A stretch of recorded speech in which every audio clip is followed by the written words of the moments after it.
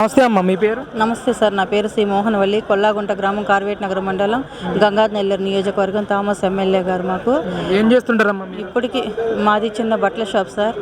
నేను ఒంటరి శ్రీని. ఏంటమ్మా అసలు చంద్రబాబు నాయుడు కలవడానికి వచ్చారు, ఏ విషయం మీద, అసలు కారణం ఏంటి? డిప్యూటీ సీఎం నారాయణ స్వామి గారు మాపై చేసిన అరాచకం వల్ల మేము బాబు గారిని కలవడానికి వచ్చినాం సార్.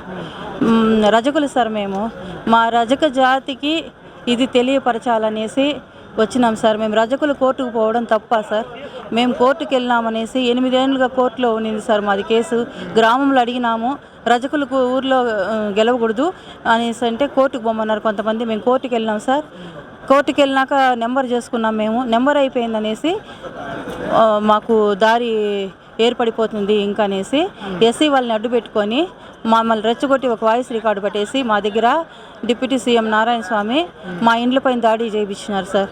మా బిడ్డ మా పెళ్ళి జరగని మళ్ళీ కావాలంటే కూడా మేము ఇది చేసుకుంటాం, మాట్లాడదామంటే కూడా మమ్మల్ని ఊర్లో లేకుండా, పెళ్ళి కూడా చేయనీయకుండా, పెళ్లి కూతుర్లని రాయలతో కొట్టి, చిన్నపిల్లల్ని నిండు గర్భవతిని లేకుండా కూడా గ్రామంలో నుంచి తరిమేశారు.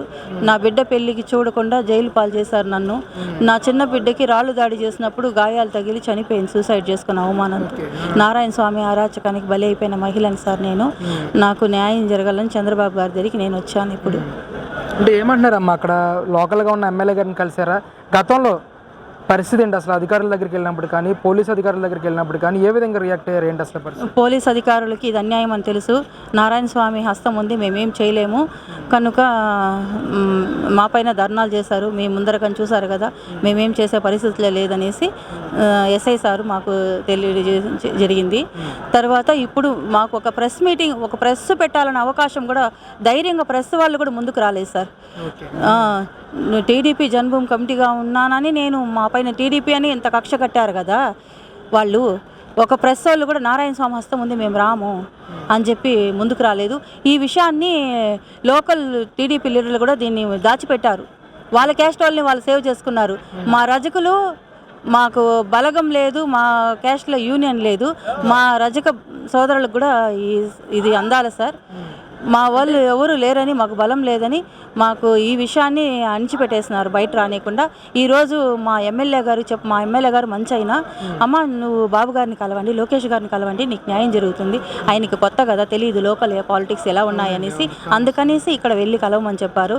మా ఎమ్మెల్యే గారు అయితే ఈ విషయం తెలిస్తే ఊరుకోరు.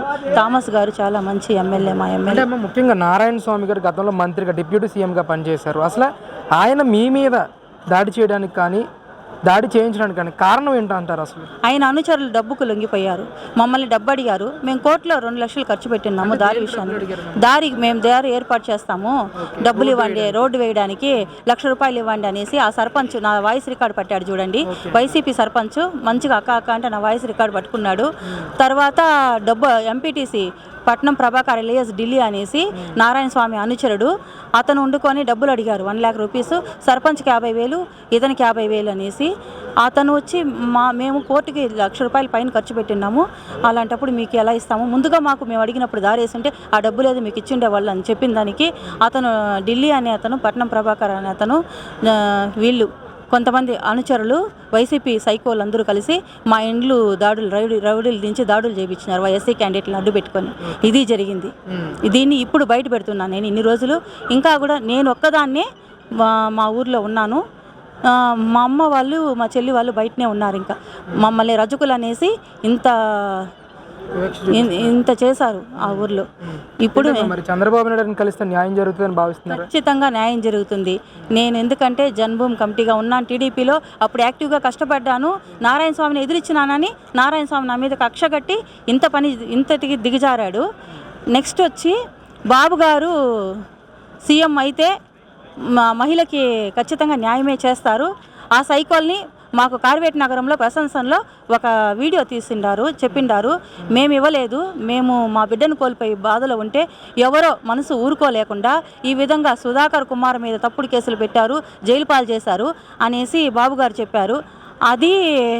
ఆ వీడియో మా దగ్గర ఉంది. ఆ ధైర్యంతో మేము వచ్చాము, మాకు న్యాయం చేస్తారు. ఒక్కొక్క ఊర్లో అదే సైకోలకి, అదే వాళ్ళకి తప్పుడు కేసులు పెట్టిన మన టీడీపీ వాళ్ళ మీద తప్పుడు కేసులు పెట్టిన వాళ్ళకి అదే ఊర్లో ఒక్కొక్కరి మీద 10 కేసులు పెడతాను నేను, మన పార్టీ రాని అని మాకు ప్రసంగంలో చెప్పినారు కాబట్టి, హామీ ఇచ్చారు కాబట్టి బాబు గారు చెప్తే చేస్తారు. ఆ ధైర్యంతోనే నేను ఇంత దూరం రావడం జరిగింది. నేను దూరం వచ్చాను. 7,000 పెన్షన్ ఇస్తానన్నారు, 7,000 ఇచ్చారు. బాబు గారు ప్రతి మాట ఖచ్చితంగా నెరవేరుస్తారు. మాట తప్పని మడమ తిప్పని ముఖ్యమంత్రి గారు. నేను గాలి ముద్దుకృష్ణాయుడితో కూడా ప్రచారం చేస్తున్నాను, కుతూహలమ్మతో కూడా ప్రచారం చేస్తున్నాను, భానుప్రకాష్ గారితో కూడా పార్టీలో చాలా కష్టపడ్డాను.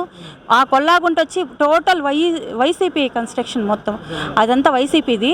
ఇప్పుడు థామస్ గారి వల్ల అది టీడీపీగా మారింది. యాక్చువల్లీ మాకు ఇంత దౌర్జన్యం చేసినారు కాబట్టి ఇంకా శిక్షలు పడుతుంది అని చెప్పేసి ఈ వైసీపీ సైకోలు ఎలా అంటే అలా మారిపోతున్నారు. ముందు నుంచి మేము టీడీపీలో కష్టపడిన వాళ్ళకి బాబు గారు గుర్తించి మాకు న్యాయం జరగాల,